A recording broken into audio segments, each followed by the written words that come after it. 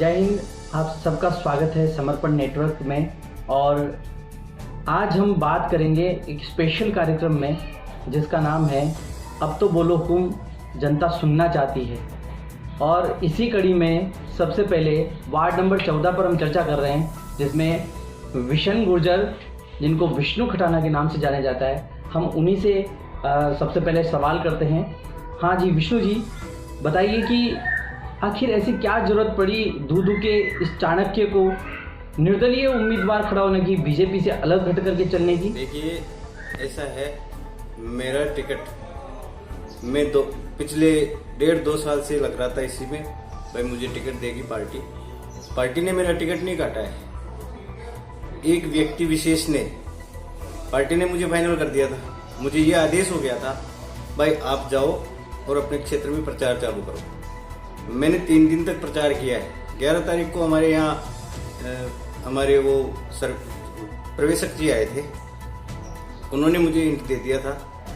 यहाँ से एक नाम था, इस आदमी का नाम कहीं भी नहीं था, भाई ये चुनाव लड़ने के लिए इच्छुक है। इन्होंने पता नहीं कौन सा गोलमाल करके और टिकट ले लिया। कार्यकर्ताओं के सम्मान के लिए विष्णु खटाना को मैदान में आना पड़ा। पिछले 1.5 साल से मैंने ये प्रयास शुरू कर दिया है और अब मैं भारतीय जनता पार्टी का हूँ। असली भारतीय जनता पार्टी आपके सामने है। वो भारतीय जनता पार्टी के नेता हैं, हम कार्यकर्ता हैं। कार्यकर्ताओं के सम्मान में हम मैदान में हैं और कार्यकर्ता मिलकर के अपना सम्मान चाहते हैं। आज विष्णु खटाना में हुआ है, कल जब विष्णु खटाना जैसे कार्यकर्ताओं में ऐसी घटना घटित हुई है, तो दूसरे छोटे कार्यकर्ता जो हमारे साथ के हैं, वो बेचारे कब, उनकी भी इच्छा तो होती है ना, वो कब चुनाव लड़ेंगे। रही बात समर्थन देने की, विष्णु खटाना किसी को भी समर्थन नहीं देगा। भारतीय जनता पार्टी का था, भारतीय जनता पार्टी का है और भारतीय जनता पार्टी का ही रहेगा। जैसा कि विष्णु जी को आपने सुना, विष्णु जी ने कहा कि बीजेपी के वो अभी भी उम्मीदवार वैसे किसी को भी घोषित किया हो, लेकिन वो बीजेपी से जुड़े हुए हैं। इसी के बाद में हम डॉक्टर इश्तियाक हमारे साथ जुड़ चुके हैं और डॉक्टर इश्तियाक जी से हम प्रश्न पूछना चाहेंगे। जी इश्तियाक अहमद जी, आप बताइए कि जैसे गुर्जर पूरी तरह से नाराज है कांग्रेस से। मुस्लिम वोटर्स ने पंचायत राज चुनाव में उनके विरुद्ध अपील किए जाकर और वोट किया है। साथ में अन्य कौमों में भी विकास होने के बावजूद भी नाराजगी है। तो फिर किन लोगों को आप चुनाव में आप देख रहे हैं कि वो आपको वोट देंगे? देखिए, दूदू एक बड़ा कस्बा है। हमारे यहाँ कांग्रेस एकजुट है, मजबूत है। कांग्रेस के कार्यकर्ता सभी हम एक साथ मिलकर चुनाव लड़ रहे हैं और कांग्रेस के ही नहीं, दूदू की आम जनता जो है वो हमारे साथ में है और हमें पूर्ण बहुमत से, भारी बहुमत से जिताने की प्रयास कर रही है, क्योंकि दूदू कस्बा हमेशा सौहार्द वाला कस्बा रहा है।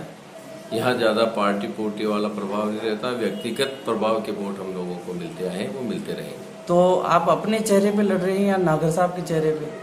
चुनाव तो पार्टी सिंबल दिया है, पार्टी के चेहरे पे लड़ रहे हैं। मतलब आप पहले सरपंच भी रहे हुए हैं, देखो ये तो उसका फायदा मिलेगा? बिल्कुल मिलेगा। 36 कौम हमारे साथ में है। हमारा चेहरा कांग्रेस पार्टी है और इसमें कोई व्यक्ति चुनाव नहीं लड़ रहा है, पार्टी चुनाव लड़ रही है। दूदू की जनता चुनाव लड़ रही है, दूदू का गरीब तबका चुनाव लड़ रहा है, दूदू की आम लोग, 36 कौम के लोग वो चुनाव लड़ रहे हैं। डॉक्टर इश्तियाक नहीं लड़ रहा चुनाव। अभी आप सुन रहे थे डॉक्टर इश्तियाक को। वैसे कांग्रेस खेमे में थोड़ी सी उदासी है, लेकिन फिर भी कांग्रेस लगी हुई है दमखम से। अभी हमारे पास एडवोकेट कैलाश जी जुड़े हुए हैं। एडवोकेट कैलाश जी जो कि भाजपा प्रत्याशी हैं, आपका स्वागत है कैलाश जी। जी बताएं कैलाश जी, ये चुनाव आपके लिए ख़ास क्यों है? ऐसा क्या है कि इस चुनाव में आपने पूरा दमखम झोंक दिया है और आपको लोग वोट दें? देखिए, सबसे पहले तो आपको धन्यवाद कि आपने आपके इस कार्यक्रम से मुझे जोड़ा। जहाँ तक चुनाव की बात है, दूदू एक बड़ा कस्बा है। लंबे समय से यहाँ स्थानीय समस्याएं रही है। पूर्व में कई जनप्रतिनिधि आए और चले गए, उन्होंने मात्र वादे किए। जहाँ तक भारतीय जनता पार्टी का मामला है, मैंने 3 मुद्दों के साथ चुनाव लड़ा है। सबका साथ, सबका विकास, सबका विश्वास। विकास की बात को मैं आगे बढ़ाऊं तो लंबे समय से दूदू कांग्रेस राज में विकास से अभावग्रस्त रहा है। राजस्थान लेवल पे भी अगर देखा जाए तो जो विद्युत की जो दरें हैं, उनके बिल हैं, वो उनसे जनता त्रास। जनता का मानना है कि किसी भी प्रकार से इस कांग्रेस राज को उखाड़ फेंके। इसकी शुरुआत धरातल से करने के लिए ये चुनाव मैंने विशेष कर लड़ने का सोचा है। आपको नहीं लगता कि गुर्जरों के साथ में अन्याय हो रहा है? देखिए, ये उनका मामला है, पर जहाँ तक स्थानीय स्तर पर सोचा जाए तो वो एक बड़े लीडर हैं। उनके एक बड़े लीडर हैं जिनके साथ काफ़ी अन्याय हुआ। इससे समाज में रोष भी है।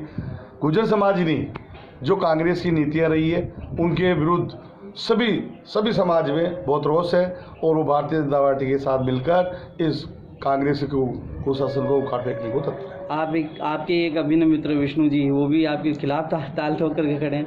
देखिए, जहाँ तक विष्णु जी का मामला है, वो भारतीय जनता पार्टी के सिपाही है, अच्छे कार्यकर्ता है, समझदार व्यक्ति है। उनके हमारे बीच जो भी था, हमने तालमेल से उसको सुलझा लिया है। वो भारतीय जनता पार्टी के सिपाही है और भारतीय जनता पार्टी के लिए काम करते रहेंगे।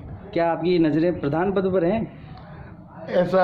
ऐसा मैं अभी नहीं कह सकता, क्योंकि ये निर्णय भारतीय जनता पार्टी में कुछ जो पदाधिकारी हैं, जो संगठन में हैं, वो तय करते हैं। पर जनता तो अभी से प्रधान देख रही है आपको। नहीं, जनता का मानना है, जनता की सोच है, पर भारतीय जनता पार्टी में इस चीज़ का निर्णय संगठन करता है। और जीत गए तो उसके बाद क्या रणनीति रहेगी? जीतने के बाद जो भी पार्टी का आदेश होगा उसका पालन करें। तो ये था दूदू के चुनावी दंगल में सभी प्रत्याशियों से हमारा सवाल और उनके द्वारा दिया गया जवाब। तो आप हमें कमेंट कीजिए, अपने प्रत्याशी को आगे बढ़ाने के लिए वीडियो शेयर कीजिए, हमसे जुड़े रहिए समर्पण नेटवर्क से, ताकि वार्ड नंबर 13 का जाने वाला है, वो 13 के प्रत्याशियों से हम मिलेंगे और उनका दूदू की जनता के लिए क्या विकास के मुद्दे होंगे, वो क्यों चुनाव लड़ रहे हैं, इसके लिए आप देखते रहिए, बने रहिए हमारे साथ। जय हिंद, जय भारत।